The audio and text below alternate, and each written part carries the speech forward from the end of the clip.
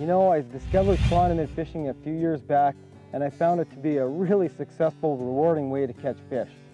We're going to try to show you today the dry line technique. There's two different ways to fish chironomids, one the dry and one the wet line technique. Me and Grant over the past few years have found that the wet line technique is a lot tougher, mainly because you have to get the fly down to the right depth, bring up the fly real nice and slow, and actually detect the strikes. It is a little tougher. We're going to try to focus on the dry line technique, which we found is really good to begin with because you get to see the takes, see the strike indicator go down. So why don't you come on over, we'll look at the rod setup and the whole line setup. What I'm going to start off fishing this with is a 9.5 to 10 foot fly rod. I selected a 9.5 foot rod, 5-weight line. Again, we advise a 9.5 to 10 weight rod mainly because of the sensitivity of the rods. We found the longer rods, real nice soft touch to them. Also, you can cast that fly line a little longer and get a little more movement on the fly. Really, really critical to have these longer rods. On the longer rod now, obviously you're going to want the leader to be set up just right. Off our dry fly line, we're going to try to put on a 10-foot leader.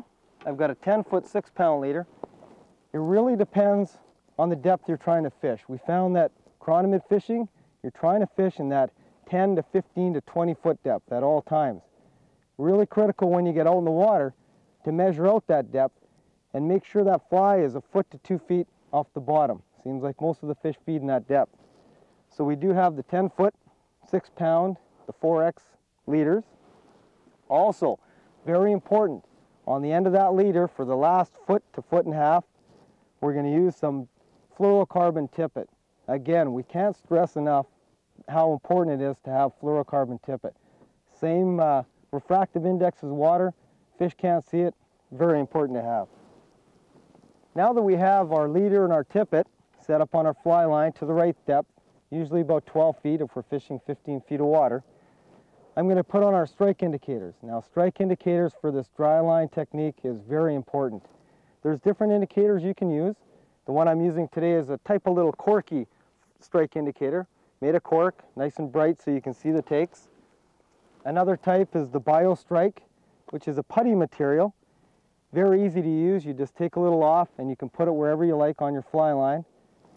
And the other type are the turn-on strike indicators. And turn-on strike indicators are very nice for adjustable movement. You can turn them on and move them as you need the certain depths and search for those fish. Now, the next important part of the setup is the weight. You have to have a small weight on there to get that fly down to the perfect area where the fish are feeding. Where the weight goes is just above the knot where we put our tippet onto our leader. We have that 1.5 foot tippet on there, and we've put a small little crimp-on weight right above that. Also, if you crimp that weight just above where the knot is on the tippet, the weight won't slide down and hit your fly. It'll always stay at least at that level. Now, the most important part of any setup is the fly. Today we're going to use these nice big black chironomids. There's a long black coming off the lake right now. It's about a size 14 to 12, quite a big chironomid, and it's a real deadly pattern. We don't have a name for it, we just call it the big black chironomid, but it's a great little pattern. There's fish rising all around me out there, so why don't I head out in the water and we'll start going over this technique of fishing.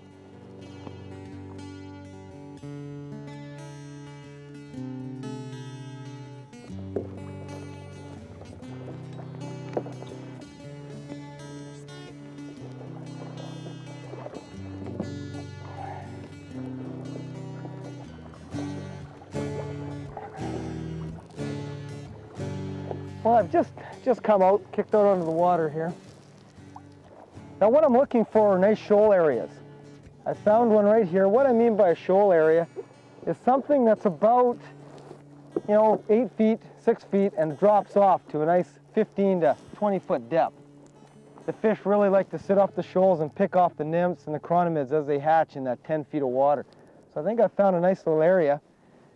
First thing I'm going to do is anchor up. I found the area I want to fish. The wind is at my back. Critical point to have the wind at your back when you're chironomiding. You can always cast your line straight out.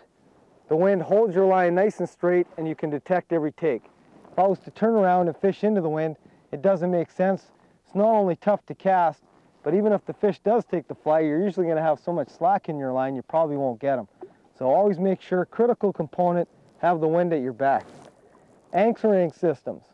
And what I have is a 10-pound weight anchor. 6 to 10 pounds is ideal. If you get into really choppy conditions, you probably want to go with the heavier weight. I have some nylon cord tied to that, and I have my nylon cord marked off in 10-foot increments to see how deep I am. There's other different anchoring systems. I know on Grant's 800, he has a kind with the clasp. You just pop the little clasp at the back, it drops the anchor, just like you would see on drift boats and rivers. Real easy system, great to use. I found that my depth is about 8 to 10 feet. It's a little shallower here, so I've slid my strike indicator down from the 12-foot mark down to about 6 feet. So I always want to be a couple of feet off the bottom. Get that chironomid just rising off the bottom. As I said earlier, really important to have that wind at your back. As you can see, when I cast this line out, it keeps everything nice and straight. The line stays straight. I'm very in tune with the fly. Anything that picks up that fly, I'll be able to set. Another really important fact that you want to do in your chironomid fishing, keep the your rod tip right in the water if you have to. Keep it real close to the water. If you keep it high like this, you're not going to be able to set the hook good, and you won't be able to feel the strikes. Keep your line nice and straight and tight, and your rod tip low.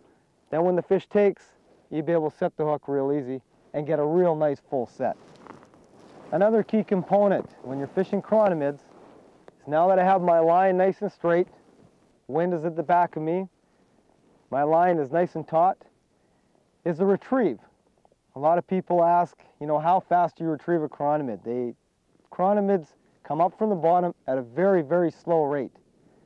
These bigger black chironomids we're fishing today can wiggle a little faster. They probably come up in little half-inch increments, but very slowly, and then they wait for a while. So how we mimic this on our retrieve is I do little figure eights. So I do a slight little pull and 2 fingers down. 1 pull over and 1 pull back, just like that. I'll do it again. As I go over my index finger and pull down with 2 fingers, over my index finger and pull down with 2. And then I wait. I usually do a 5-second wait. You'll have to vary your weights depending on how the fish are reacting. But again, over my index finger and 2-finger pull. Over my index, 2-finger pull. This is giving it nice little half-inch to an inch pulls at a time, and then I wait. Another really good retrieve, if you don't want to use the finger eights, if you don't know how or you don't want to practice, are the little inch pulls. All you do is hold your line with your fingers of your right hand, and with your left hand, do a nice little inch pull, another inch pull, 3, and let it sit for a bit. Do again a 5-second count, let the chironomid sit. Do another 3-inch pulls, and let the fly sit. That's another effective method to use. Vary your retrieves until you're successful. Also vary your depths of your chironomids, and you'll have great luck.